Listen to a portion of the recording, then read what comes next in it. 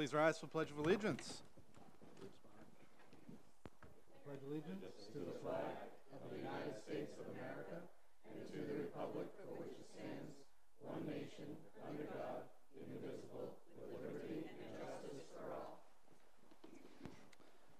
Okay, we are here today for a joint workshop. The Lewiston City Council, Lewiston School Committee, and our newly elected, some returning legislative delegation.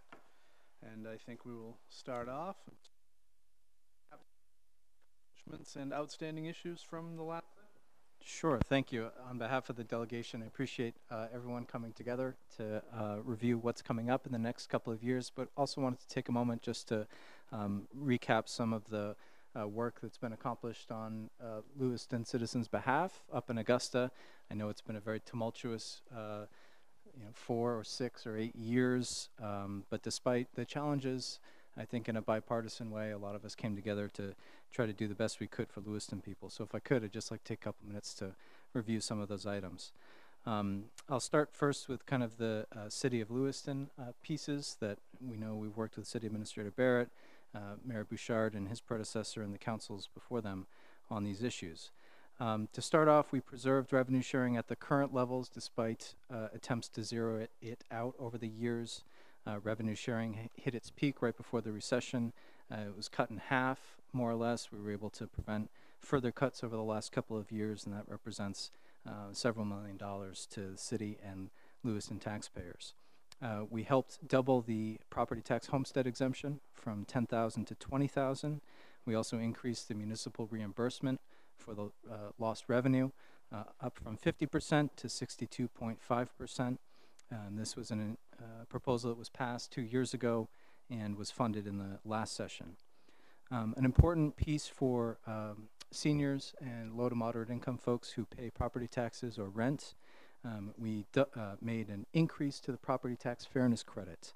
And this is an important tax credit for low to moderate income folks who rent or pay property taxes. The maximum credit was $900, and as part of the tax conformity package that was passed last spring, we increased that from $900 to $1,200. We enacted reforms to the citizen-initiated adult use marijuana legislation. I know that's not something a lot of us in this room perhaps personally supported, but once the voters enacted that, the legislature felt an obligation to review line by line all 65 pages of statute that was created by that initiative.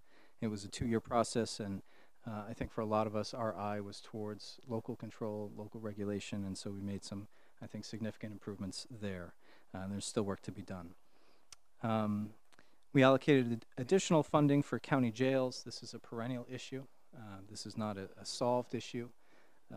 The county jail funding formula has been very problematic, and we cannot, at least in the last several years, get an agreement with the executive branch on how to address it. So we approved a stopgap measure which provided some additional funds to county jails to help prevent property tax increases.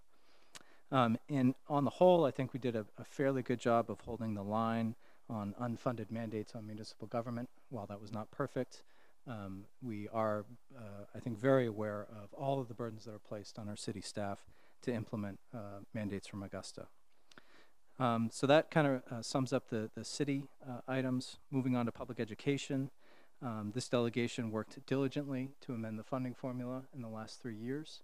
And I think the most significant accomplishment was eliminating the Title I offset. Those changes, along with special ed changes and changes for low to moderate income kids, helped us bring home a pretty sizable increase in state funding for public education. Lewiston, in fact, received the largest total increase of any district in the state. And what that means in real dollars was a $2.6 million increase 2 fiscal years ago and a $6.8 million increase than the last fiscal year. And those figures don't include the funding for the new elementary school. Part of our reforms in the last budget included creating a new program to support and fund expansion of pre-K programs locally. Lewiston, as you all know, was ahead of the curve in establishing universal pre-K before many other communities, but there's now funding that's coming in to help offset some of those costs. We created a new, let's see here, sorry.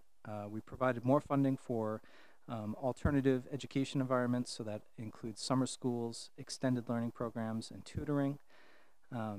Special ed students got special focus in the last budget negotiation, and so special ed students at all ability levels are given greater weight in the funding formula, which means more funding for service center communities like Lewiston that bear a disproportionate burden of taking care of special ed kids. And out-of-district special ed student placements, which has been a contentious issue in terms of how we're funding their education. We did provide an additional separate allocation that's going to come from the state direct to the districts to help offset some of those costs for out-of-district placements. And then finally, we helped pass legislation that made proficiency-based diploma requirements effectively optional for districts. I think we'd characterize this as the least worst of options that were laid before us last year. I would say it was a least worst option because we struggled to get the State Department of Education to work with districts, as you well know, answering some key questions about how to implement proficiency-based diplomas, and some of those questions we felt towards the end really did not have answers. So I think we'd characterize it as a relief valve, recognizing the investment that Lewiston's made in implementing the program. At least now there's some time to figure out how we can tailor proficiency-based diplomas for our community. Items that remain for us to focus on, I know we're going to get into in our presentation, but increasing revenue sharing, increasing the homestead property tax reimbursement, fixing the county jail funding issue, and then making sure we protect the new state aid to public education. Those are the major financial issues that we have on our plate that we will be keeping a close eye on. The list I described doesn't necessarily include everything that we've tried to work on behalf of Lewiston people. For example, a great deal of work has been done around workforce recruitment and retention, public health, pedestrian safety, lead poisoning prevention, the opiate epidemic, access to child care, access to senior care, and the like. So I tried to keep my notes to the items that we discussed at our meeting 2 years ago. Look forward to reviewing the list you've prepared for us today, and I was joking with Administrator Barrett that the list of items that he wants and you want is about 5 times longer than it was just 2 years ago. So Mayor and Chair, thank you very much.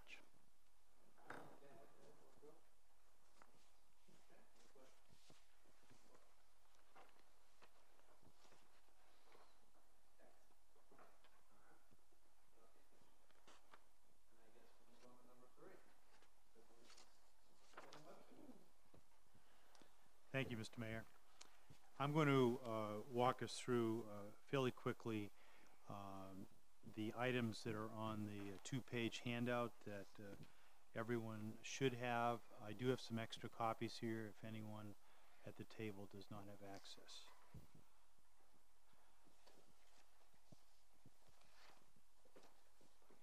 There are a few copies there. So in looking at the worksheet, the first thing I wanted to make sure that everyone understood that the left column is a list of legislation titles that are backed by the Maine School Boards Association and the Maine School Superintendents Association. So these did not come from me, but were agreed to by the 2 legislative subcommittees of those 2 organizations. And then I'm just going to summarize. The comments on the right are my comments. So the first one is, and you can see the title, which these are just titles that are going to be placed, I guess, this week, because cloture, I think, is Friday. 31st, okay, so it's been delayed. An act to, in effect, reduce school attendance age requirement from age 7 to age 6. Senator Libby knows better than anyone the amount of work that's gone into trying to lower it in each of the last 2 sessions. 2 sessions ago, we actually had a bill passed that unfortunately a veto was not sustained and ran into a little more opposition in the last go-around. the Maine school boards and Maine school superintendents are feeling that the effort to just lower it to 6 rather than 5 stands very strong chance of being passed, and they kind of viewing it as a first step and not trying to eat the whole apple, if you will. And just to emphasize the importance of this to Lewiston, school attendance is a tremendously large problem in Lewiston. And we are creating our future dropouts when at ages 5 and 6 they're not attending school. We have over 15%, in some schools as much as 20% of our student population in that age group that are not attending regularly. They meet the definition of chronically absent, which is missing 10% more of school. And as I made reference to my notes, the research is clear that we're creating future limited readers and future dropouts without addressing this more. And we'll talk a little more about poverty in a bit here, which may at least indirectly relate to some of this as well. The second act or proposed legislation is in regard to CDS services for 3 to 5-year-olds. The big intent of this legislation is not so much where these services should reside, but if anything is passed on to schools, that there is appropriate funding to support that. I will say that, as many of you may know, Maine, my understanding, is the only state that has a CDS department that services 3 to 5-year-olds. In all of the states, it's done through the local schools. Obviously, there are a lot of issues in order to make any transition. The only thing I'd make is that families who do receive CDS services highly value them. They see the tremendous strides. An intervention for a 2-year-old is many times more effective than an intervention for a 6-year-old. And it just gets worse and worse as people get older. The thing that where Maine is falling short is too many of our arriving students as 5-year-olds and even as 4-year-olds have been identified in need of special ed services but are not receiving them. Or they haven't even been identified. And so, in part because of the system, in part because of underfunding at CDS, we are kicking the ball down the road, and in the end it's going to cost us more. But if we're trying to balance the budget for this year, you know, it's tough to be committing funds that are going to have benefits years down the road. Item 3 is in regard to special education, a not unrelated topic. So the 2017 legislature did create a special education cost drivers task force, and my understanding is they have not issued their final report yet. If they have, I have not yet seen it.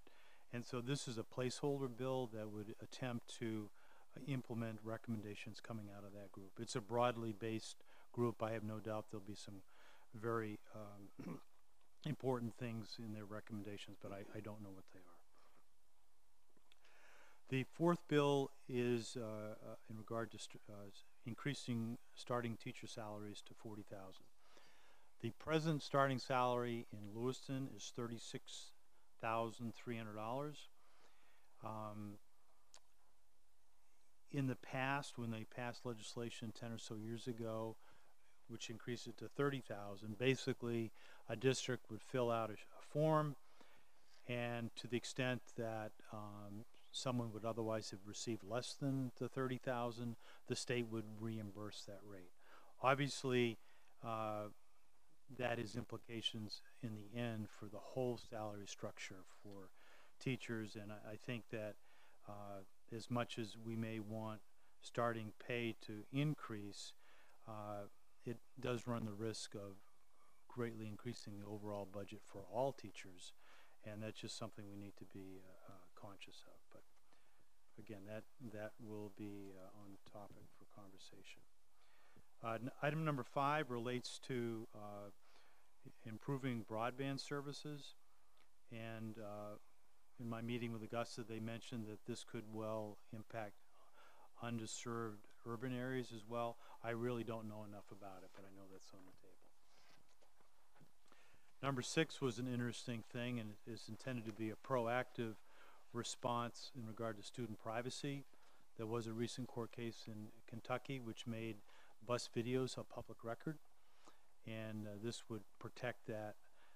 And in fact, I mean, our practice right now is that unless we can somehow block out every other face, we would not share a video with a parent, although many parents, they want to see the videos because they don't believe what their children do on the bus.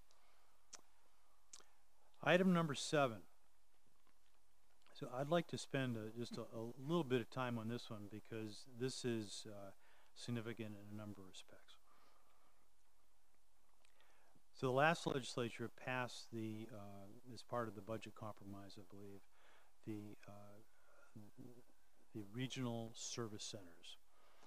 And the concept is a good one in the sense of creating a mechanism by which districts, particularly smaller districts, but any districts, could come together for securing certain services, certain purchases, and so that's been operational this year. The legislature and what was ultimately passed, in effect, penalizes districts who do not participate. So while the Lewiston School Committee had some trepidation in terms of going down this with a lot of questions and unknowns, ultimately Lewiston did join what's now called the Great Falls Regional Service Center. You're speaking to the underpaid executive director, and board member Tina Hutchison is one of the board members on that. We saved or we secured additional funding of $192,000, which had we not joined, we would have lost. And that is due to double in this coming year. I think regional service centers have a place in Maine, but I do think that rather than having this penalty approach, I would much prefer to see the allocation be restored, because again, it's due to be cut in half again. So right now, system administration, I may be off a little bit, Bobby can perhaps correct me, is around $96 per student, and that's going to go down to something like $44 a student, that range for this coming year under present law. And for what it's worth, that allocation per student was at one point as high as I think $240 per student. You know, leaving aside whether that's the appropriate number or not. Our work in Lewiston, for better or worse on regional service centers, has only been directed to protecting our subsidy. So we protected the $192,000. Also, in its wisdom, the state did fund an additional $96,000 roughly for every regional service center. So Lewiston was able to benefit from some of that one-time support as well. That support will not be available next year unless the district really has made inroads in the hiring of a true executive director, in providing payroll or other services on a centralized basis. We had a case where we had petitioned the state to allow the software package that we're using for substitutes and to feed the payroll system to be one of the things that they would consider in that funding, and that was rejected. So the bottom line on this is let's restore that system administration allocation and continue to allow regional service centers. Biddeford, I know, is doing some great stuff. They're actually providing special ed services, clinicians, and what have you to many other of their surrounding districts. Again, at this point in time, we have not done that work in Lewiston. Item number 8 is to expand the revolving renovation fund. From time to time in the past, Maine has had, I believe, as much as $10 to $15 million allocated that renovation fund. I think it has a nominal amount in it. Lewiston, at least not in recent years, has participated in that. And the way this was described to me, they're also looking at it from the standpoint of expanding the definition of what would be allowed to cover maybe certain school maintenance things that are not done just on an annual basis per se. So I don't really know enough about this. We are, if it's like the capital renovation fund, the state ends up paying about a third of the cost. So we do have, great resources in terms of our treasury function here in Lewiston, but this would be a cheaper option if we were to take advantage of it. So those are 8 pieces of legislation that are being submitted, at least in title. The details yet to be determined. There are also other issues at the bottom of my sheet that I just wanted to briefly mention and may give rise to some further conversation. And I know I've got a school committee member or two that may have other issues not on this list. Number 9 relates to poverty. And we put this on the list realizing that this is a big nut to crack. And we are seeing it more and more in our schools. And we're also seeing the characteristics that go with poverty. When I talk about poverty, I'm primarily, at least for myself, talking about generational poverty. Increasing number of our students are coming from that background, with all the housing and food insecurity and trauma that goes with that. And I think when we look, how much is education going to change over the next decade relative to the last decade, I think one of the big areas is schools putting more and more in the socio-emotional supports that students need. So again, this is a big topic, but I'd like to think there might be some components of that we'll talk about that maybe we get further into. Item 10, Maine has had a fire drill law that goes back to the 50s, and I worked with Senator Libby, I don't know, it was at least 2 if not 4 years ago, to at least recognize that the risks to our students are not just fire drills. So we now, under the law, we've got these fire drills that are required, and one lockdown drill. This law is so antiquated, despite that modest improvement we made a couple years ago. The realities of risks to our student are so different, and I do think that this is something that may well need further study in the part of the state. But every time we interrupt our learning for fire drills, and depending on the grade level, this could be 8 to 10 times a year. I just question if that's the best use of our limited student time. When was the last time there was a fire in a Maine school? There have been incidents with potential violence much more frequently, for sure. The number 11, and this is in regard to the Maine Educational Assessment, although I could also make reference to NAEP, which is the national test. This is really taking learning away from our students. And it'd be one thing if the results were very helpful, but when we get the results months and months later, when students have already switched classes, teachers have changed grades, whatever it might be, it just is not a meaningful exercise. And I think one of the big fallacies with the present Maine Educational Assessment, and if you go back to the whole Common Core work that preceded this, the notion was that we were going to create an assessment to get a clear picture on every individual student. Unfortunately, that picture is so late in the game, it's really worthless.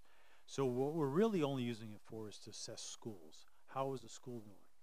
And from a statistical standpoint, a school assessment, in my judgment, could be a quarter of the length of this assessment and give the same results on a school-wide basis. So I would just hope that's something that can be looked at. Item number 12, adult ed subsidy. There has been little change in the state support for adult ed. And I'd say, given today's workforce, given the makeup of our population, that this is an area that can be put to really great use if there's sufficient financial resources. So, you know, I would just, I just want to make sure that we don't lose the impact and the importance that has on Lewis in particular. Number 13 is in regard to the school-based health centers, and I thank Representative Handy for his work on this. One of the big challenges that St. Mary's has had, and therefore Lewiston schools, as well as other schools with health centers, is the uncertainty of funding over the last couple of years. And we had one year where initially the school committee actually, you know, ponied up the 90,000, whatever it was, for our schools in order to keep them operational. But the lack of consistency has led to staff turnover, and St. Mary's has not been able to keep those centers staffed with consistent personnel. And if there's some steady support, I think that would go a long way to allowing staff to be retained, and equally important to, we really started from scratch in terms of reacclimating students, reacclimating parents, that this was a health resource, and one that was very important in the past, and when it dried up, people had to either forego or make other arrangements, and we're not back to where we were, but we're going in the right direction.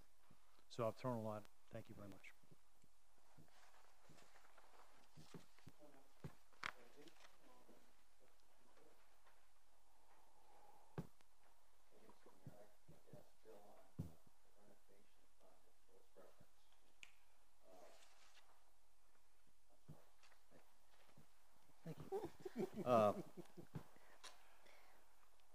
Not the renovation fund, something else here I made a note on.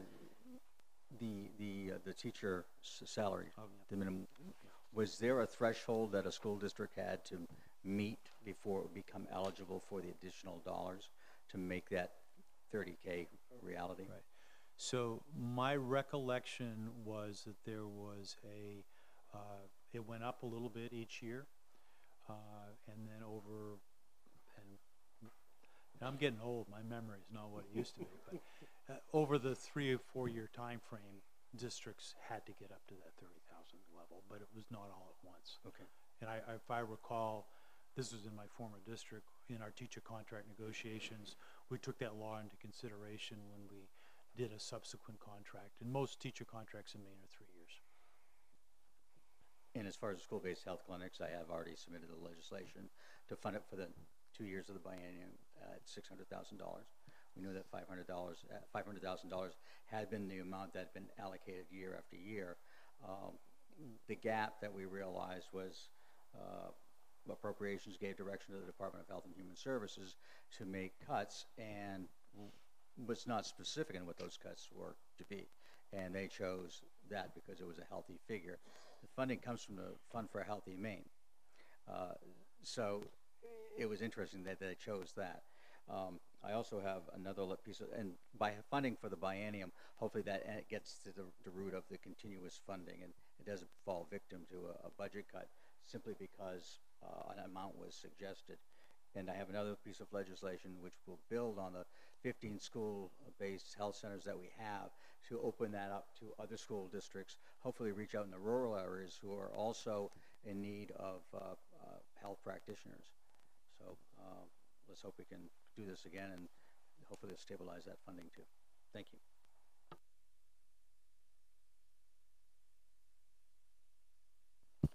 So I'm just curious on number 1, and maybe this is more a question for the delegation who was here before me than it is for Bill, but what was the pushback on reducing the age?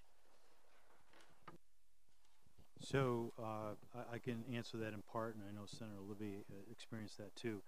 Um, the biggest pushback came from the main homeschooling community, and despite the safeguards that were put in the last legislation, there's just a real reluctance for them on their part to see any requirements, feeling that even though it exempts homeschoolers, what's the future hold?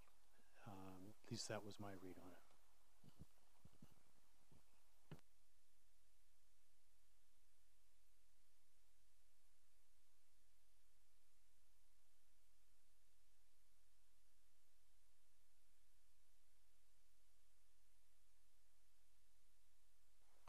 Oops, I'm sorry. On number 10, as you might think, being a fire chief and everything, I understand that the law is outdated, and I understand that it needs updating. Has anything transpired? You mentioned that you spoke to Senator Libby. Has anything gone forward with regards as to identifying some changes? Councilor Joy, I think at this point it's just an idea that we've been kicking around locally. The change that we made was 4 years ago, where we said we're not going to amend the number of drills that students are required to go through.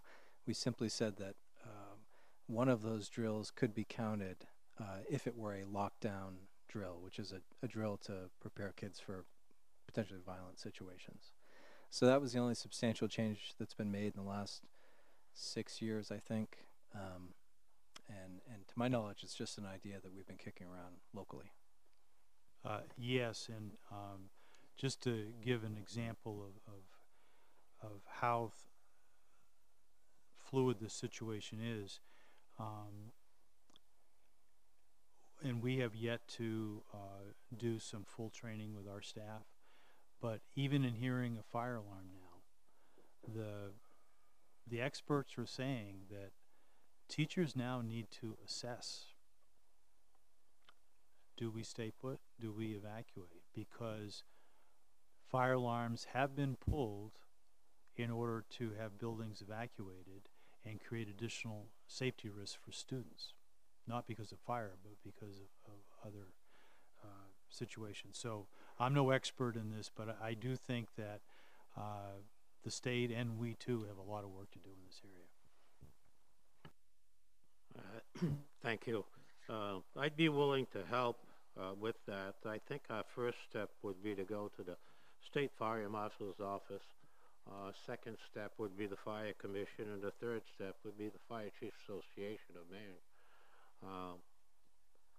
I know there has been talk through the industry with regards as to the multitude of alarms that have come in, not only for fire, however, for other instances, we'll say, whatever it may be.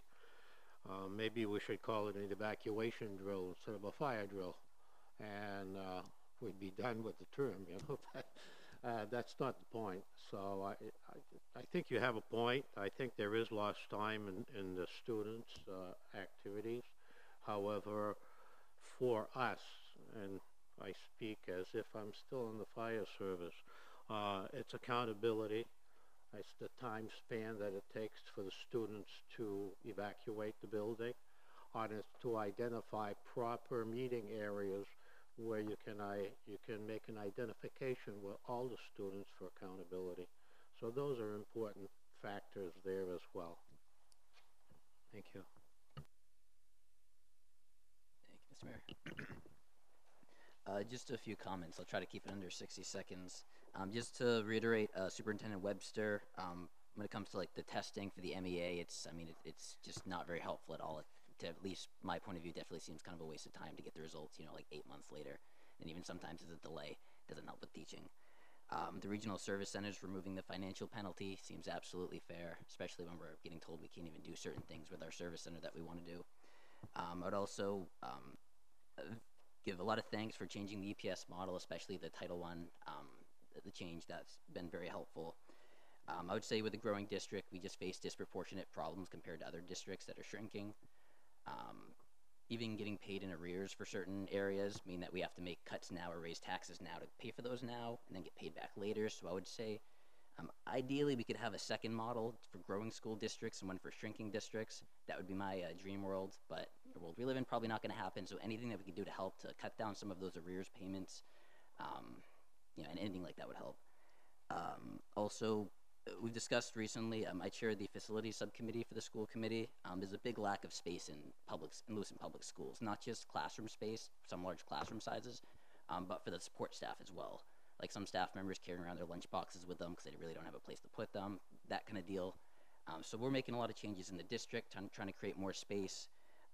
But any local, any addition that we make, like the middle school, Farwell, it all comes from local pocket. So a lot of times we don't control the number of students in the district. We have no say over that, yet we have to bear the cost for that. So to me, it seems more fair that the state should pay more. So anything you guys could get extra would be extremely appreciated. And then also, I know we try to do our best we can in Lewiston. We actually do a pretty good job. Food security for students. At school we do our best. We send kids home with food. The weekend worries me a lot. Vacations too. Not just students in Lewiston, but students throughout the state. I'd definitely like to see the next legislature make that a huge focus, particularly because it affects Lewiston students as well, and students that live in poverty. So that was it. Thank you.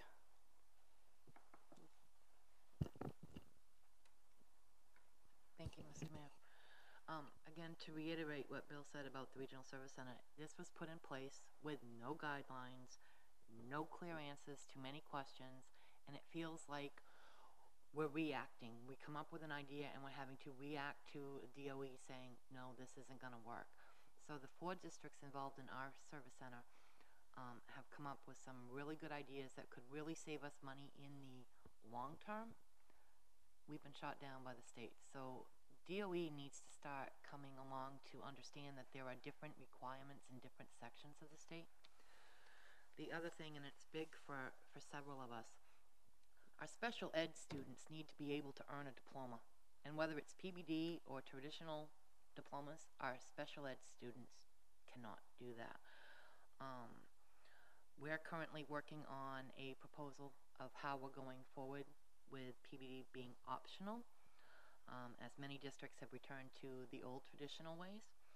We need better guidelines from DOE. We need to allow special ed students to earn diplomas.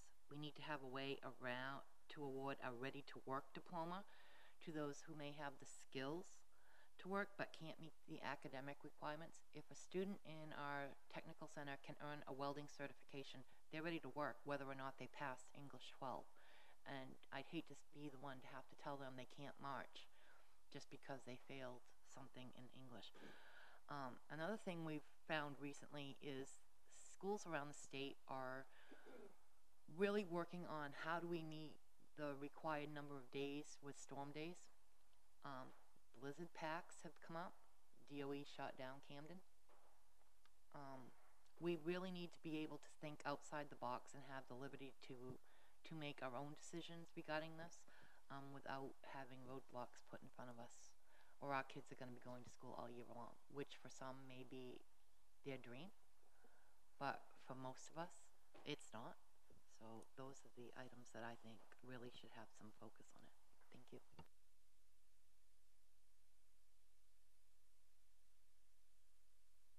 Thank you. So I want to thank the delegation for being here tonight, and also acknowledge and thank Senator Libby for phrasing the PBD decision as least worst. As Committee Member Hutchinson alluded to, this is really a point of pressure here in Lewiston, and I think the subcommittee that's working on that for the school committee is doing some really great work and getting some really great feedback.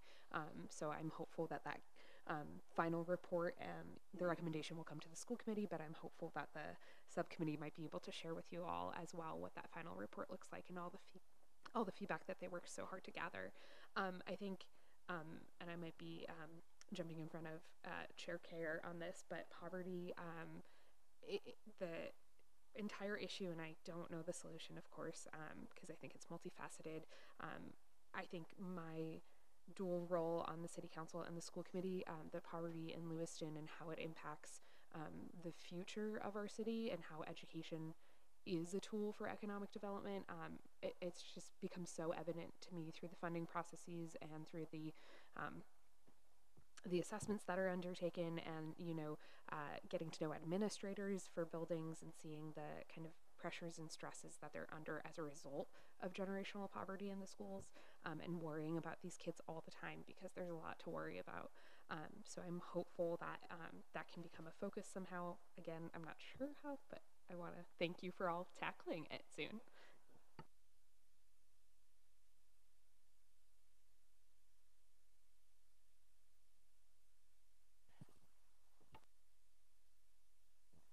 Thank you. It's the magic. Thank you very much for hosting us tonight, and we're very excited to be here and hope that we'll have more events like this. I think that local school districts have done a fabulous job in the last 8 years without any leadership and without any kind of direction, and hope that when we get when we have a commissioner that is able to take in your considerations, that you will invite them down and talk to them, because I think that it's very, very important to hear to have a sense of the culture and the needs in every single community, because I think that we do have a unique community. And I do thank you for your work and hope that that it will make a difference to have some leadership.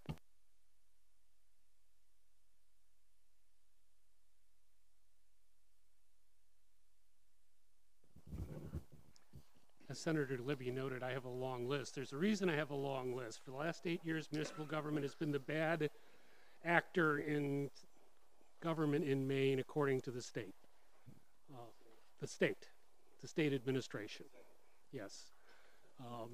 We waste money, we don't serve our citizens, and we have the temerity to ask the state for assistance. No one that I'm aware of in Maine has seen its second largest revenue source reduced by 60%. That's what's happened to revenue sharing. Not to 50% was close, but it was actually 60%. So today we're getting roughly We're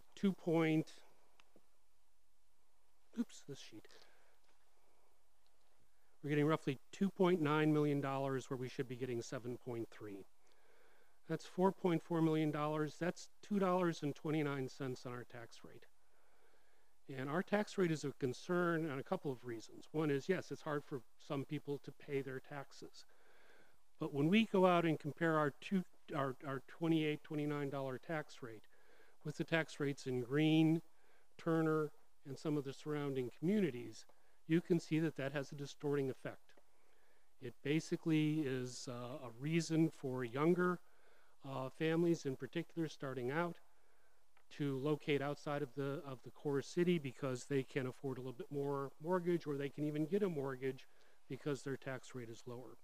So when you talk about taxes, I think there are two issues that need to be looked at there. One is clearly the ability of some people to pay, which is an issue, and the second is the distorting effect it creates in a community when you have a much higher tax rate than surrounding communities. And even if you adjust for our assessed value, which is about 80% of market, we're still in the $24 range, which is significantly higher than the surrounding communities. That's a real problem. So we think revenue sharing needs to be restored as quickly as possible. Second, homestead, that's already been mentioned somewhat. Right now, the 20,000 homestead is reimbursed at 62.5%. Recognize that any part of that that's not reimbursed is a transfer where other taxpayers are paying more to subsidize homeowners. And in fact, the homeowners themselves are paying a little bit more than they would otherwise, because the effect there is about 55 cents on our tax rate. So by not fully reimbursing the homestead, you're raising our tax rate, 55 cents. You also get a lot of pushback, I think, from some of the suburban, largely residential communities, because that affects them much more, because most of their tax base is in single-family homes. Anything that's not reimbursed is just reallocated back to them, so it really mitigates the effect that that you have in a largely residential suburban community. So we do have no issue with increasing the homestead. We would put the first priority as 100% reimbursement, because number one, that would provide everyone with a 55-cent tax relief. And I would just point out that the vast majority of our tax base is not homestead. The homestead tax base is about 6% of our entire tax base. Over 50% of our population lives in rental properties that do not get that benefit, and the rest is industrial, commercial, and vacant property. So there's a balancing act there, and I understand the concern to get at people in particular who have a hard time paying their taxes. I will fess up, I have a homestead exemption that I don't need. I could pay my taxes. Many other people, particularly elders on fixed income, don't. Just wonder if there might not be other ways to try to hone in on that group, such as what used to be the circuit breaker and is now the low income tax credit or some property tax credit. Local option sales tax is something else that's been periodically talked about. Actually got halfway close to getting adopted at some point, and I know Senator Libby was a big supporter at that time. A 1 cent sales tax for us would be $3.7 million. The big advantage I think the municipal community sees to a local option tax is that it's not dependent on the state. We have learned over the years that anything the state gives through the state budget can go back to the state, and will go back to the state when times get difficult. A local option sales tax would be a local tax. We could control, it wouldn't show up on your budget. We could control it locally. I will also throw out that in the grand scheme of things, an income tax would be better for Lewiston because we have so many people who work in the community that don't live here, but that's been a big hot button issue for a long time at the state level. So anything we could do with some form of local taxes might be helpful. In terms of property tax relief for seniors, there was a lot of discussion last year about one instance in Maine where a community foreclosed and sold a property that people were actually living in. I will guarantee you we don't do that in Lewiston. In fact, I shared with Senator Libby last week a quitclaim deed where we are deeding back a property to someone for 7 years of back taxes. So at any point in that period of time, we could have taken the property. We didn't. That's not what we're in business for. We know we'll get the money eventually. In the meantime, of course, the other taxpayers are carrying that tax bill that's not being paid. The state used to have a program where the state would, for certain qualified seniors, would pay their taxes, put a lien on the property, and when folks sold their property or when it was left to their heirs, the lien would be paid off and the state would recover the money. That to me is a much better solution than the bureaucratic mishmash that we're now that luckily we don't go through. I mean, I wasn't too concerned about what the governor was coming up with, all of these things about how hard it is to foreclose on senior property, because we don't do it. But that to me it was a non-solution. Something like this would be much more useful. On recreational marijuana, the legislature pulled out the local option on that, the share of any taxes. We are concerned that there is going to be significant local impacts from legalization of marijuana. Police department's going to see it. I mean, just as one example, we're going to have to train our entire police department on drug recognition, since there's no easy test. We're going to have to check on these places. We're going to have to regulate them through our own system. We are not trustful that the state will regulate them and actually monitor its function. We don't want this to become like alcohol, which the state basically said, okay, fine, we have this regulatory scheme, but we don't have any people to do it, you do it. Or in our case, restaurant inspection, where there aren't enough restaurant inspectors in the state, so the only way restaurants in Lewiston get inspected is if we have people doing it, and then the state gives us a hard time if we can't respond at 8 o'clock in the evening on the 4th of July to a complaint. So that's our concern there. We think that Municipalities should get some revenue from that because it is going to cost us some money. There's no two ways around it. Utilities and right-of-way. I have had the unfortunate experience of working in other states. Go ahead. So a quick note on the revenue piece for recreational. I mean, a portion of the excise tax and a portion of the sales tax will be set aside for funds to support municipal efforts to enforce the law. It's not a direct local tax that was originally in the citizen initiative drafted by some professional marijuana lobbyists, but it's better than nothing, and I just wanted to note that. But your point is well taken. Okay. Utilities and right-of-way, I have had the unfortunate experience of working in 2 other states where utilities have to pay to use the public right-of-way. Last state I was in, it was either 2 or 3% of their gross revenues for the rights to put their poles on our roads or put pipes underground. In Maine, decision we made a long time ago that utilities have by right access to the public right-of-way. So we provide them with that right-of-way. It creates problems for us. I can show you pictures of telephone poles in the middle of sidewalks. And one of the interesting things about this, there is supposed to be space on utility poles that's the public space to be used for the public for non-revenue generating purposes. So if you wanted to connect buildings, if you wanted to interconnect traffic signals, you had that space on the poles. Well, since it's not often used or not always used, utilities have claimed it. So that now if we want to use that public space, we have to pay the utilities to relocate their wires that shouldn't have been there in the first place. We don't think that's fair and reasonable because we're really getting nothing directly from the utilities in return for being in the right-of-way. On a related issue, small cell telecommunications are going to start being rolled out at some point.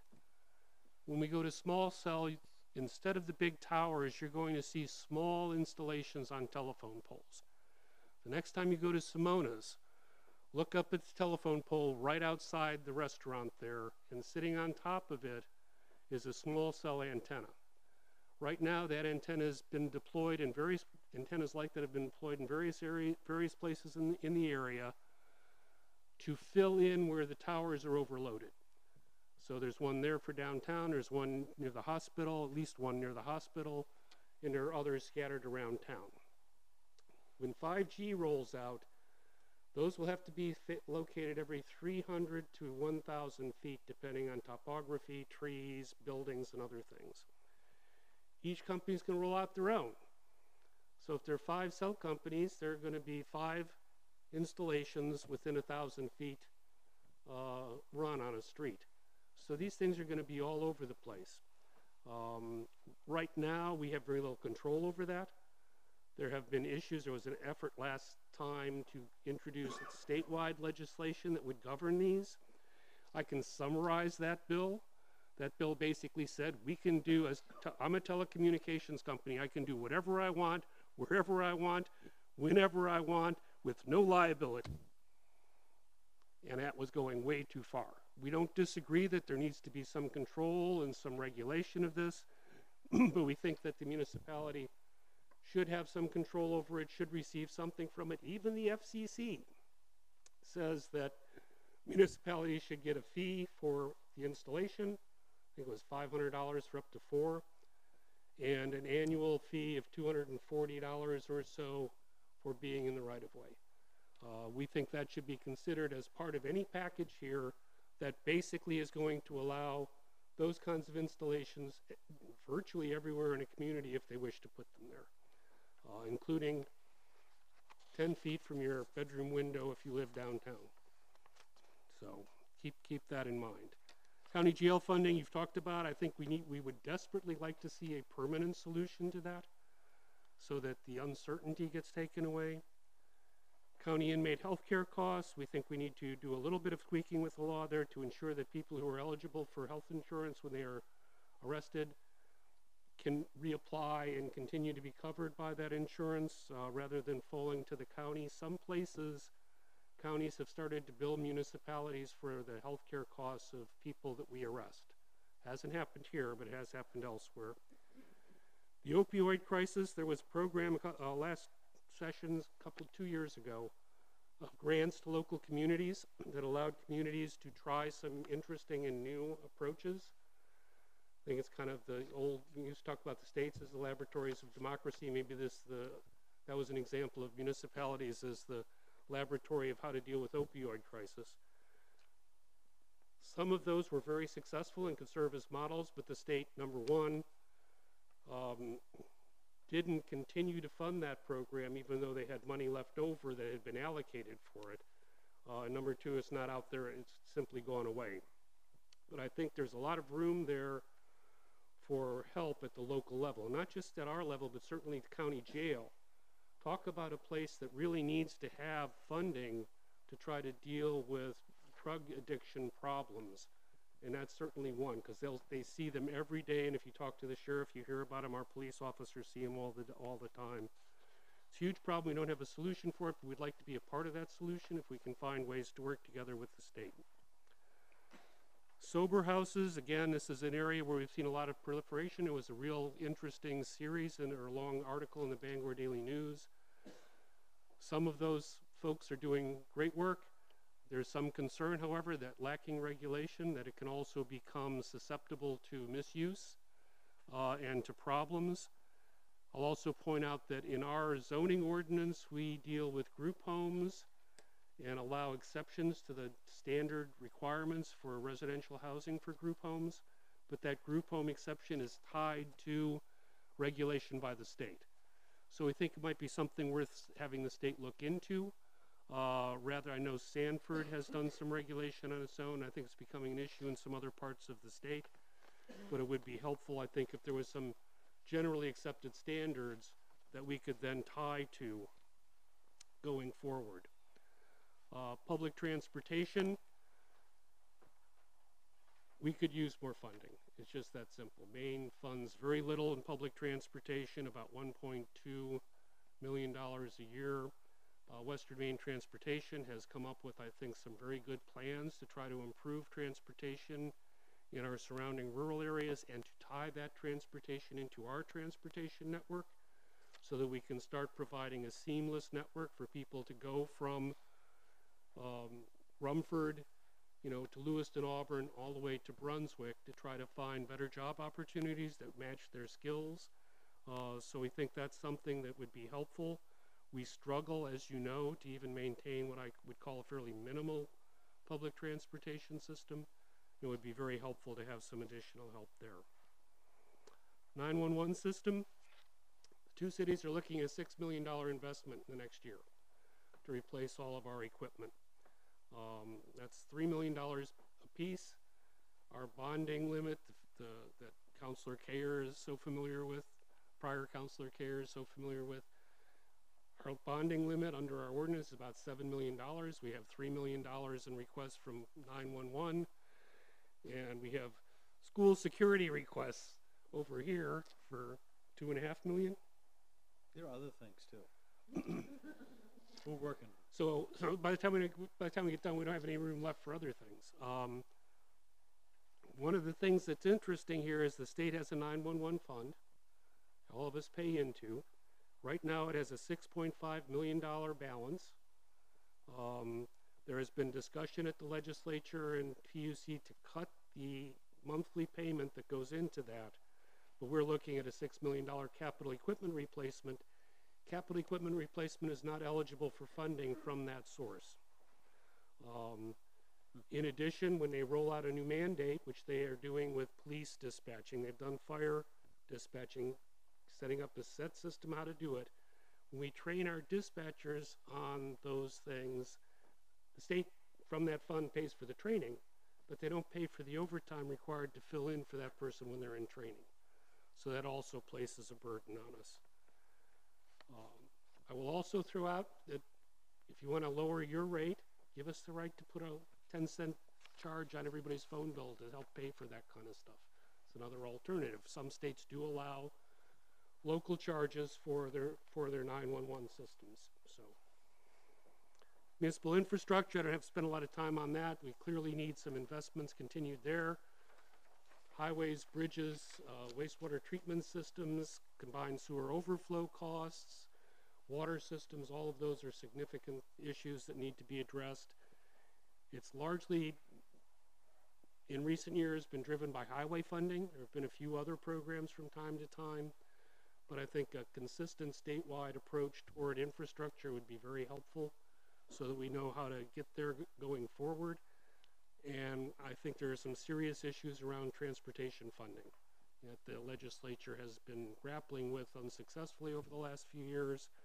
Every $100 million that the state borrows with general fund money for transportation is $100 million that can't be used for other purposes.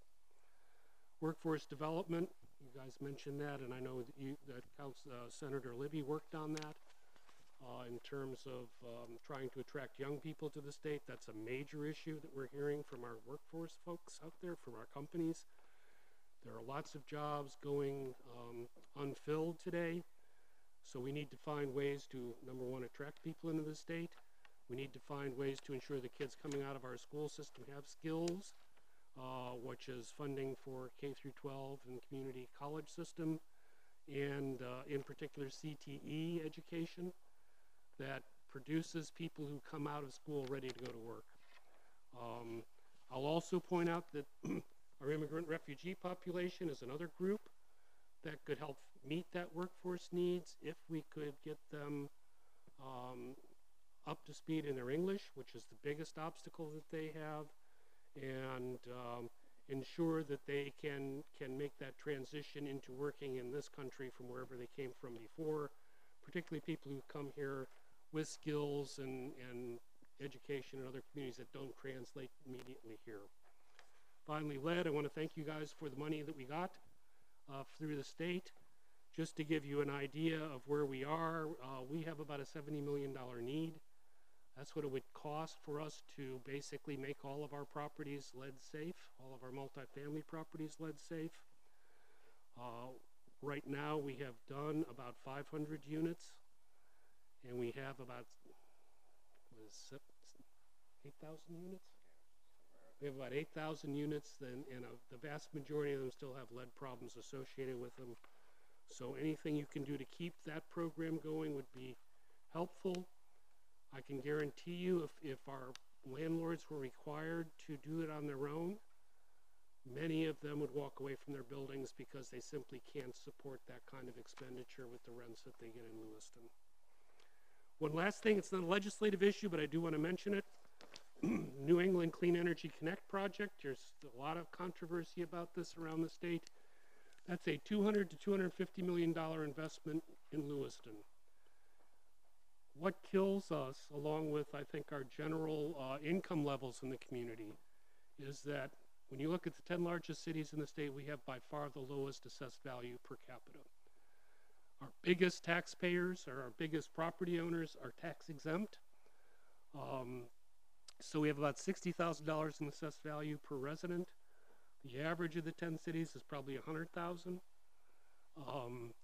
That means we have to have a high property tax base, and we also have to have extremely efficient local government, which we do because we spend less per capita than anybody else does. But it does put a strain on the community. We need more tax base. So I don't know that anything's ever going to come in front of you, but it's a very controversial issue. And there was an interesting article in the editorial in the Boston Globe today. One of the big arguments that people have been advancing against the project is that Hydro-Quebec will just take power they're selling somebody else and send it to Massachusetts. The article points out, based on what they have found out, that there's sufficient excess capacity in Hydro-Quebec to meet that need without taking that green energy away from anyone else. So I think that takes a big argument away. So we need that assessed value. Be a huge shot in our arms.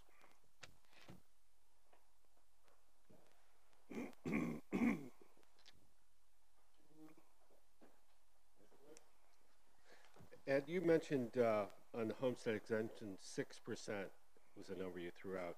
What is that 6%? Is that how many people have taken the homestead, by No. number or Six, by? 6% is the percentage of our entire property tax base, our entire assessed value that is eligible for the homestead exemption. Okay, so. Because the vast majority of our properties are not residential, are So not is that a single-family financial residential. amount, or is that a number of households, or what's the? That's a 6? percentage of our overall tax base. Thank you.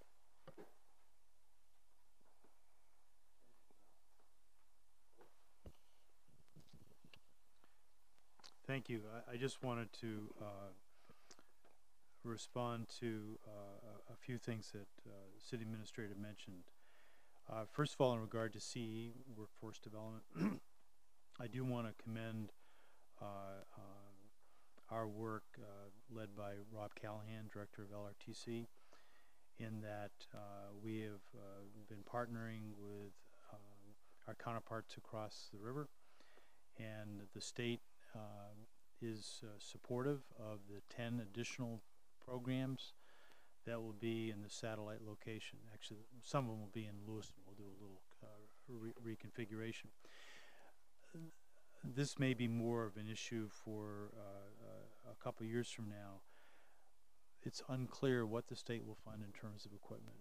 Some of these programs have significant upfront costs. And a negotiation which will ultimately have to happen is whatever the state doesn't fund, the 6 sending school districts will need to decide. And long before I was here, there may be a few around this table that would know, but back when Lewiston High School was built, the other school districts did not come to any agreement to fund the LRTC space. And Lewiston put up that money, and Lewiston to this day has 50% of the spots in LRTC. That won't be the case across the way, but it's just something to keep in mind as we get closer. I wanted to just mention one thing on marijuana, and as much as I might like to see the law different, I know that's something that the people of Maine have spoken to.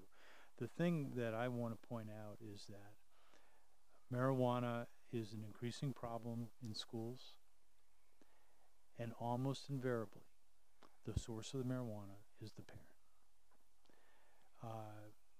There's a nonchalant attitude to medical marijuana, let alone recreational. We're not there yet. And I'm concerned that the state, in opening up this avenue, is not doing enough in terms of drug and alcohol treatment and just addiction issues in general, which ties into the opioid problem as well. I did want to mention that we have been working on an educator diversity program, also part of workforce development, and we have found a very helpful grant through the Department of Labor, which is helping to pay tuition costs for some of our students who are in this cohort. We also have a grant through the John T. Gorman Foundation that is allowed us to hire a navigator in an adult ed program. So for people with credentials in foreign countries that is not yet recognized, they can help navigate through that issue. And lastly, just a brief comment about lead, and this directly ties into the poverty question too as well, but lead has a detrimental impact on child development, and unfortunately we don't always know the extent to which it's out there. Thank you.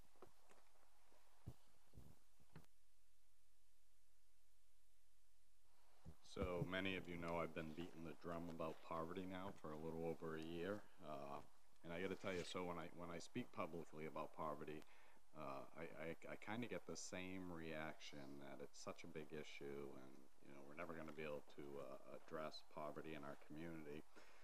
But we as a community, not a school department, not a municipal government, and not only the state, but we as a community need to figure out how we're going to have this discussion and to truly make strides towards poverty.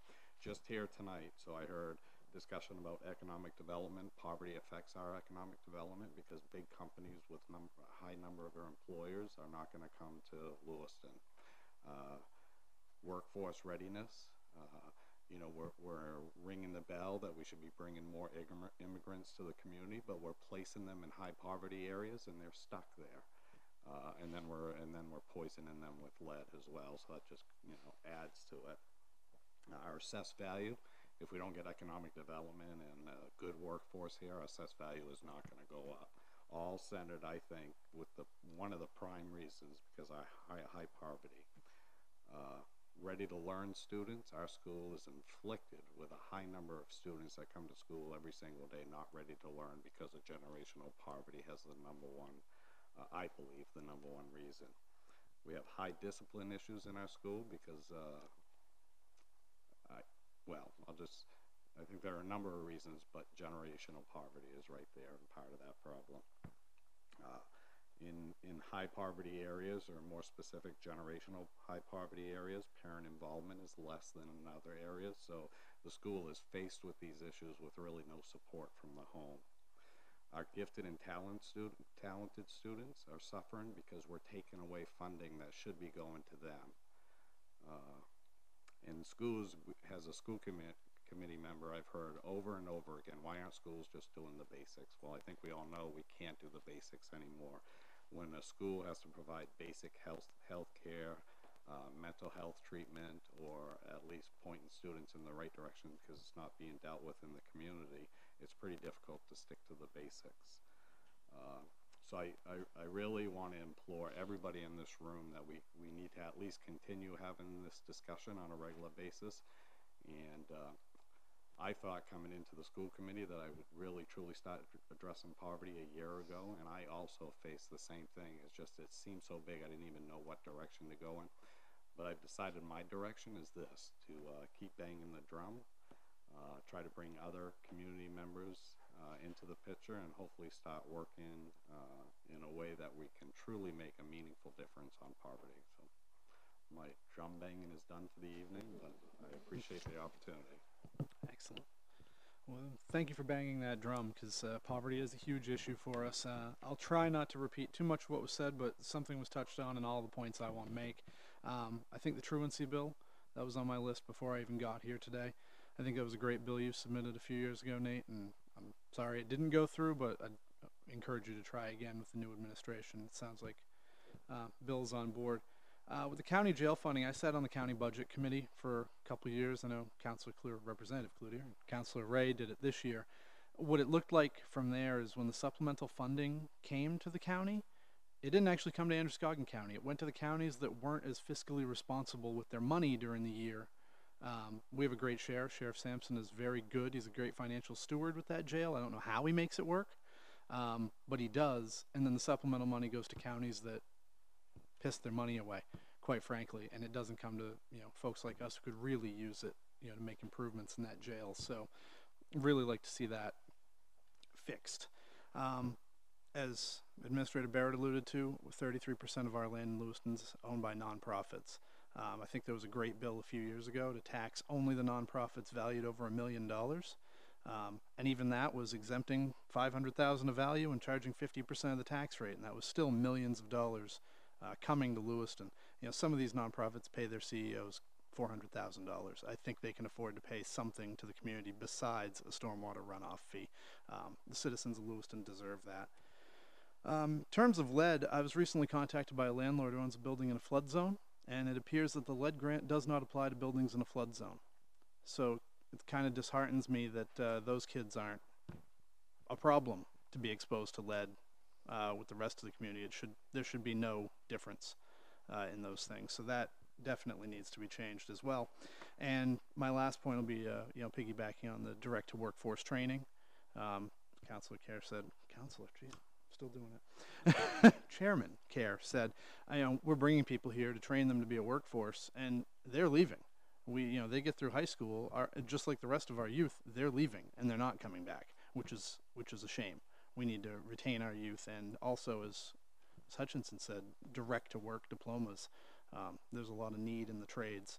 I can't hire anybody right now, and most people are in the same boat. So direct to workforce training would be great. So thank you very much for coming tonight. Did anyone else have any final questions, comments, or concerns? Representative Handy? Thank you. And Mark, I do want to thank you for just carrying that banner, because it's not a banner that many people want to carry, and acknowledge the fact that we have serious poverty issues and homeless issues in our community. So I thank you for that. And if I can be a partner in that in some way, I hope you not hesitate to call on me. Just last session, we in the Labor Committee worked on a bill that would allow career and technical education centers to have students in the plumbing program receive a journeyman in training credential, which gives them a leg up in getting into the field. I have a bill that will do the same thing for students in the electricians program, and that's, you know, our CTEs are such a vital aspect of education that goes really unrecognized. It is a door out of poverty. It's getting people employed and working and being productive. It contributes to our tax roll. So I think we all know the benefits of career and technical education. And it's, Mark, you know, on the poverty thing, it's little pieces like that and other little pieces everywhere that we have to at least try to start making the dent. And once we start making more dents, we'll be able to move forward on combating what is just an unfortunate situation in our community and in our state for that matter. But I wanted to mention that. And it's a bit by bit process for a lot of us, and we're willing to take it on because of people like yourself. Thank you.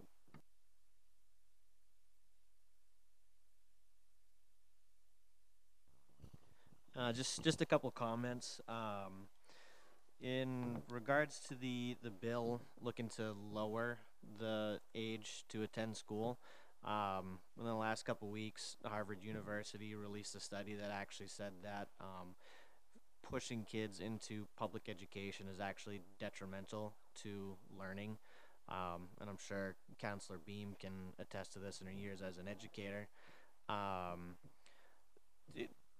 Just because kids exhibit skills of recognizing numbers and letters and starting to learn how to read sentences doesn't mean that they actually comprehend that. Those skills don't come until much later, once they start getting to first grade and things like that.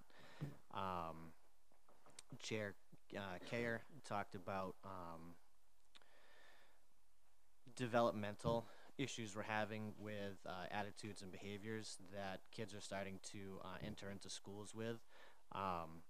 One problem that I see is we're trying to fix problems the same way with the same methods every time when we're not getting any resolutions. It's time to look outside the box with this. There's studies from all over the world, Europe, Australia, New Zealand. The more you get kids outside, the better students have at being able to sit down and actually function during a lesson. You know, and again, with Counselor Beam, when you were an educator, how much recess time did students have? Upwards of a half hour to an hour every day.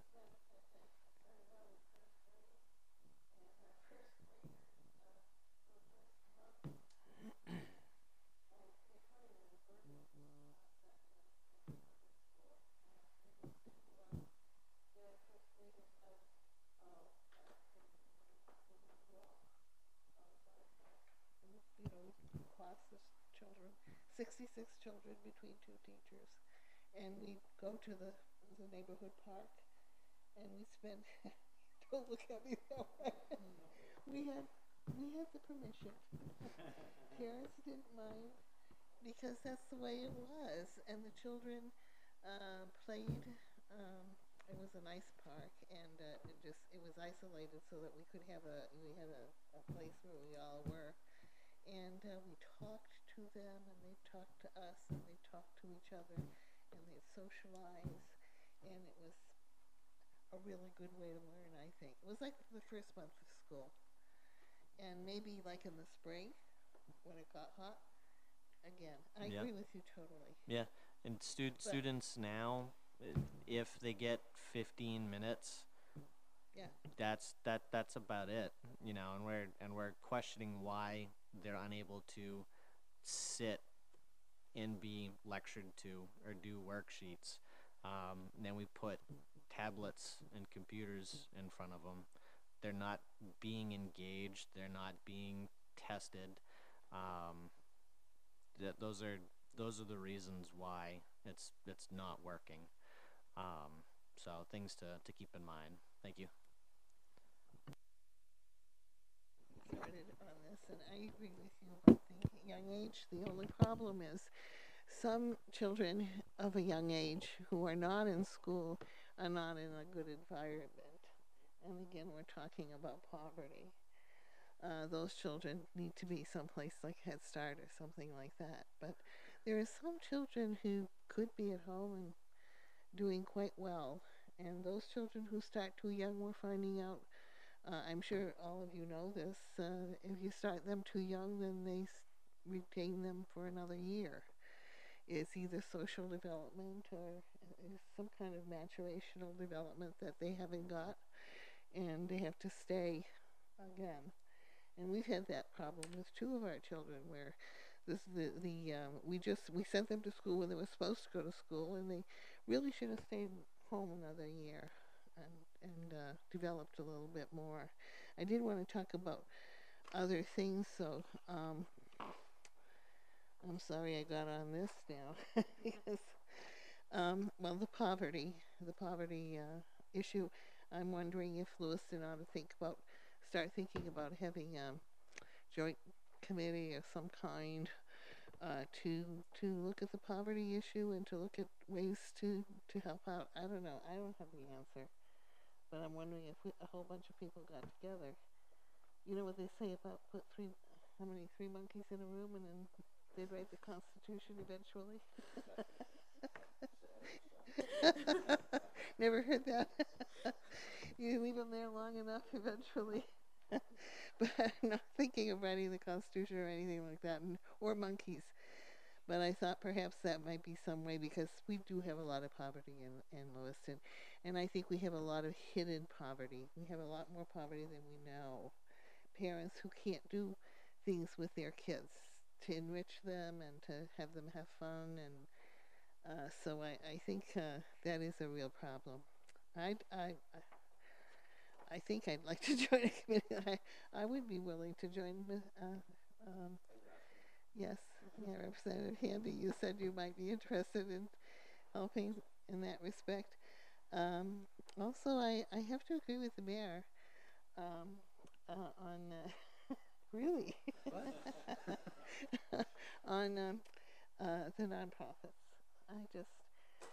I mean, the big nonprofits that are making tons of money and paying their CEOs a lot of money. They have to help us out, because we have a lot of real estate that's being devoted to nonprofits, and we just don't have a tax base. And it's not a popular thing to say around here, but I'm saying it. And let's see. Oh, another thing I've been thinking is, I'm wondering about young families moving to this area. I think young families don't want to live in Lewiston, and I really often ask the question, why is that? And then I look at I know we shouldn't compare ourselves to Portland, but even smaller towns sometimes will have more things going on for kids than we do, I think. I don't know. I'm not a young parent. I know we have hockey. And I don't know if some of you young parents want to talk about the experiences you're having, but it seems like there's just more liveliness and activity, and I don't know how we could further that. At one time I thought, well, maybe we should hire somebody to be just a social director for Lewiston, kind of like a social director on a cruise boat, and think of activities for Lewiston to have. And a lot of times we plan things and they don't really come out really well as much as we would have liked them to, and there's so many people putting so much effort into doing stuff, and we're just not drawing a lot of people. So I'm thinking along those lines too, that we need to get more excitement going. And the journeyman thing that you were talking about, Representative Handy.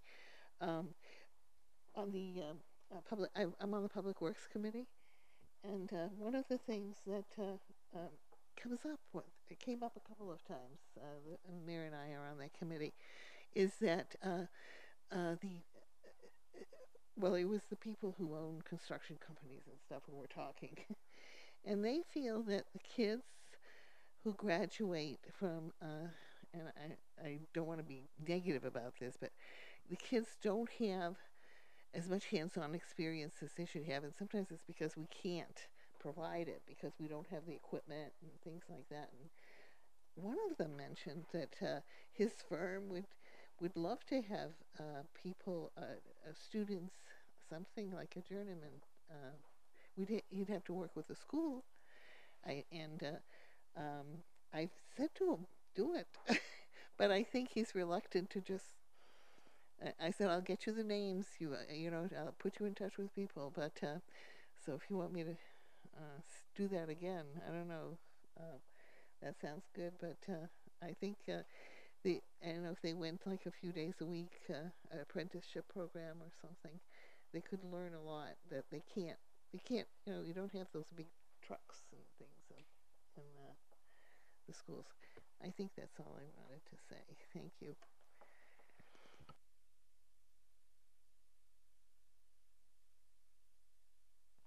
Thank you, Mr. Mayor.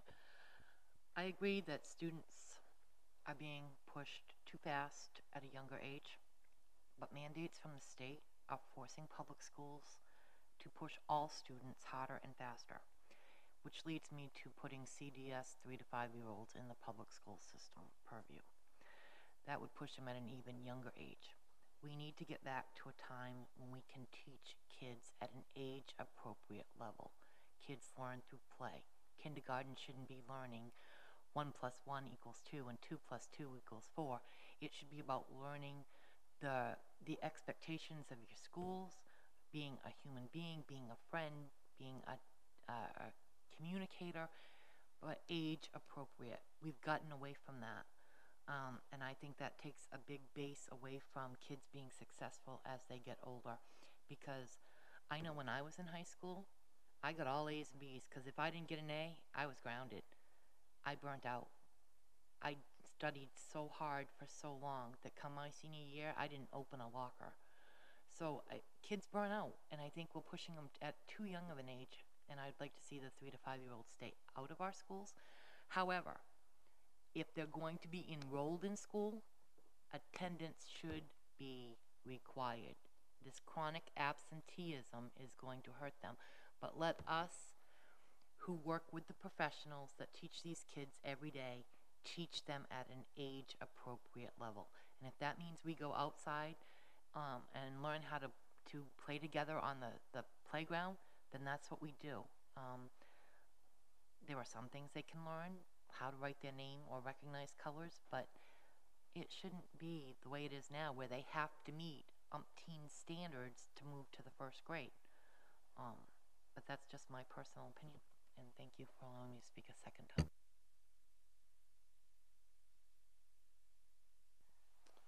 Thank you. I just wanted to share a few things that I thought might be of interest to people. Our lower grades, we do have 2 recesses a day. I wholeheartedly agree that activity is particularly important at that age group. I do want to give an open invitation to anyone at this table that would like to visit our schools. I think that you'd be pretty impressed by and large. For those younger students that are not coming, we're not even talking about academics, although that is part of the issue. But 25% of them should be receiving special education services, but haven't even been identified. And we pay the cost of that later on. A child with a speech impediment, if they don't get that early on, that contributes to bullying and just poor self-esteem and things that we end up all paying for in different ways. I think when most, if not all of us in this room were growing up, we're playing outside with friends and neighbors. You drive down a residential street, even a street that you know has got a lot of kids on it, you don't see them outside. they're inside. And so increasingly, things are coming on the school. One bit of, I think, just a very exciting news, I encourage all of you to attend one of the expeditionary learning program features at Lewiston Middle School. This, to me, is the future of public education, and I've heard from more parents that are having their students speak about school in a positive way than ever before, so I'm quite excited about that. Thank you. Go ahead. I wasn't prepared. So I won't get on my ranting soapbox because I know Kristen has already heard this, but in regards to the opioid epidemic and on the local level, let me back up. So one of the hats I wear is a therapist, counselor for medication-assisted therapy for the opioid epidemic, and which is Suboxone treatment. I'm not sure how familiar anyone is with that. But here in Lewiston, we do have one branch of the state's largest OHH provider, state regulated, and it's the only one in Androscoggin County, and it's right here in Lewiston, and it's very successful and evidence-based. The problem is the local ordinances prevent expansion of the program because of locations and being within a certain distance from schools and that kind of stuff. So in order to tackle that, I think some of our ordinances need to be reviewed. And I think that at the local and the state level, we just need more education around it because there's a huge stigma and lots of people think that it's trading one drug for another and all of that kind of stuff, and that needs to be addressed because the problem isn't going to get better until everybody understands that the appropriate treatment isn't what people think it might be. And that's all. Yes, thank you. I totally agree with you, Megan.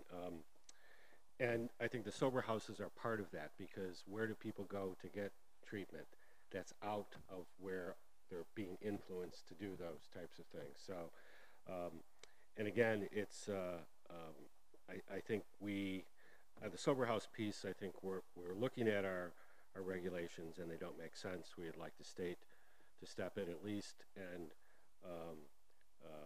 regulate them as well because there is some issues. But you know, this situation, some people have taken it on and saying, hey, the law be damned, people are dying, we need to prevent them.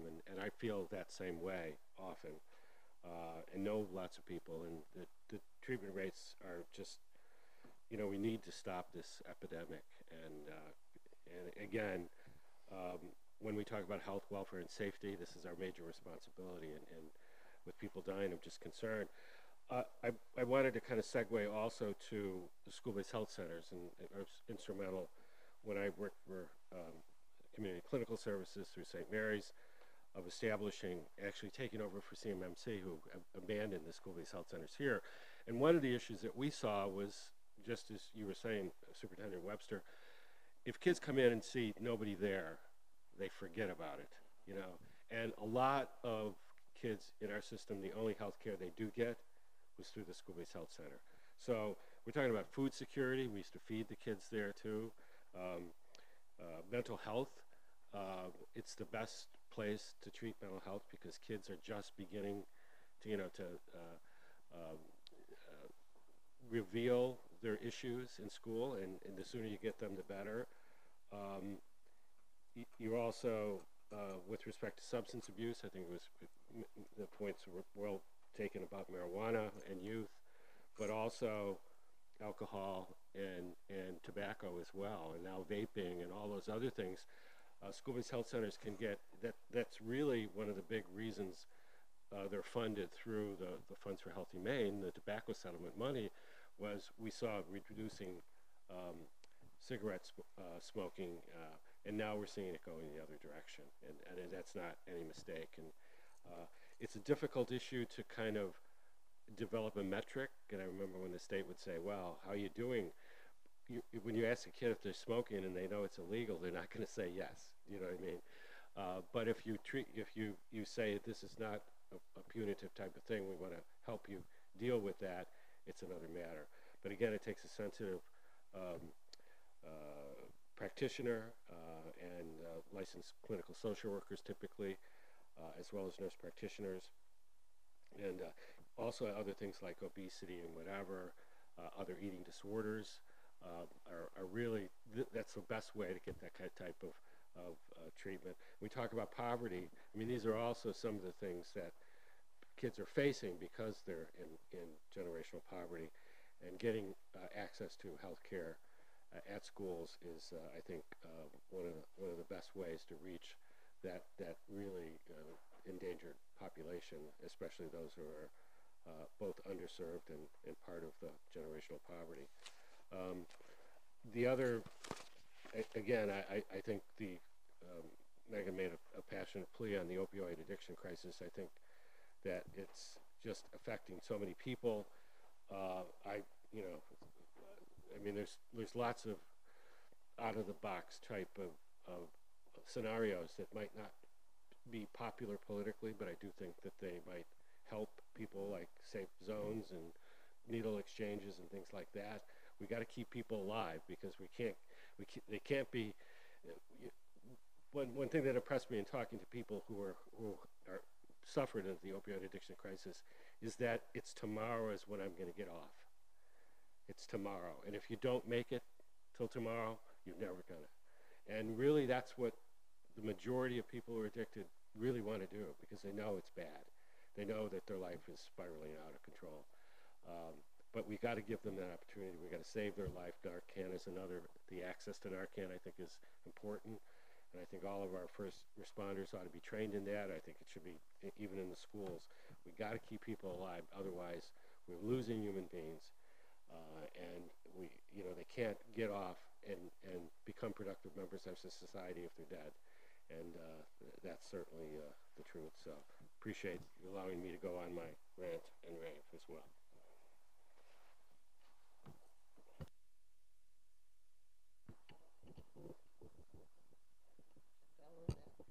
But you feel so helpless, as it's so sad to see a child being the parent in a family because the adults are not being the parents. And I haven't seen that much lately because I'm not teaching anymore. But in my years of teaching, I have seen children who are being the adults, and it's just so sad. I don't know,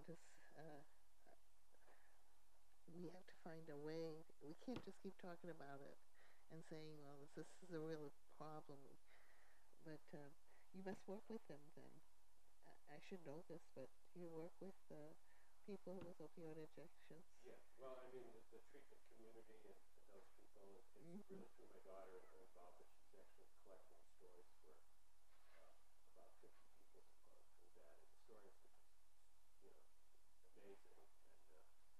And I also talk to people who are involved in treatment protocols, and it's one thing that some of the practitioners have told me is that the fact that there's children who are impacted greatly by addiction because their parents aren't there for them, and they suffer because of that as well. So both mental health and other issues themselves, PTSD and whatever. So, I mean, it's again, I think, part of, and I know, generational poverty is an easy word, two words, I guess, to say, but dealing with it is very difficult. But there are some of these things that we can do to really stop the worst thing that can happen. And to me, that's losing children or losing people's lives. And I think we got to focus our attentions on that, and that's a collective effort of the state, federal, and local government, I think, as well as the school districts and whatever. So, thank you. Thank you, Mr. Mayor. I just want to point out too, as far as poverty goes, and I mean those people being fully represented. I think of 16 elected officials, municipal elected officials, or 5 members of the delegation. I think only Francis Gagnon and myself live downtown. So maybe we could consider looking at the ward map, maybe possibly having a downtown be better represented. That's just something I'd like to see, but that could be a future conversation, not necessarily for our delegation.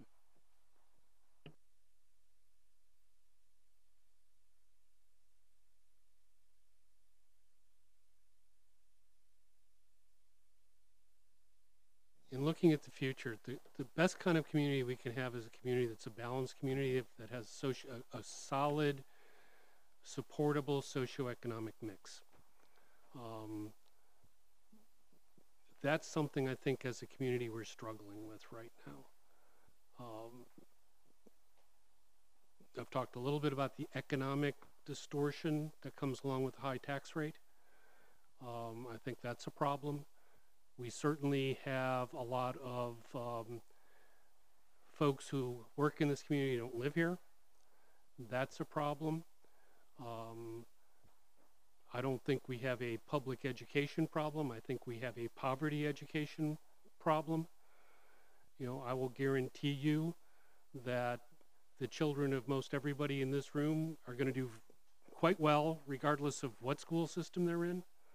The issue is we don't really know how yet to deal with the really poor generational poverty, the people who are just struggling with all of these other things. We have no family support.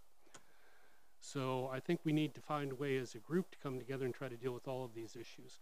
How we're financed to become more competitive, trying to make the community more appealing so that more people will live here. Some of that is a matter of getting the word out about what some of the stuff we have that nobody ever tends to recognize, and trying to continue to find ways to deal with some of these things.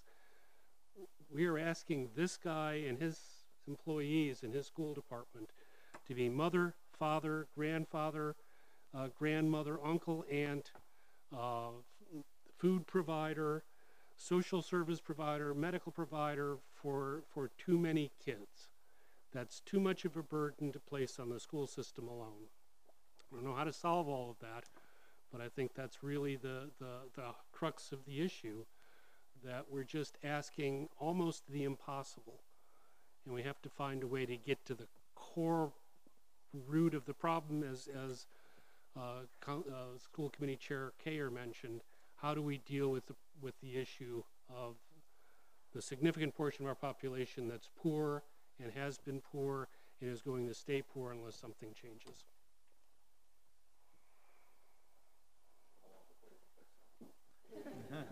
So that's just the simple challenge we face.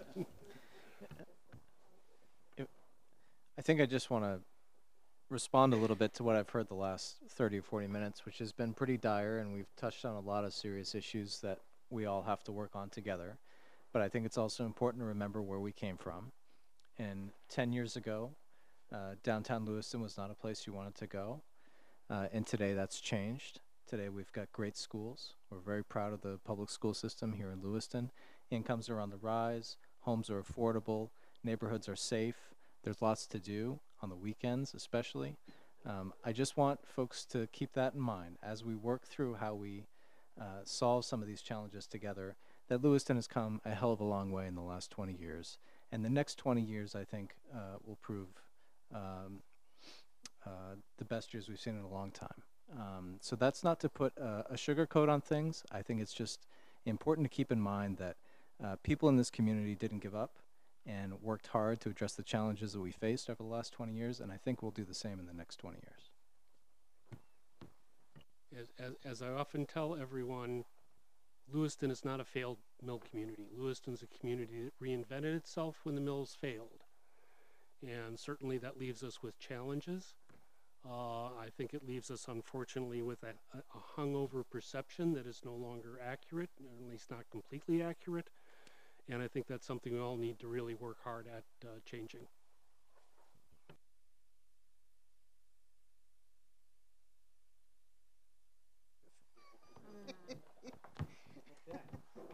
Anyone else? Oh, no problem. Thank you for being here. All right. I think that is all. Have a wonderful night, everyone.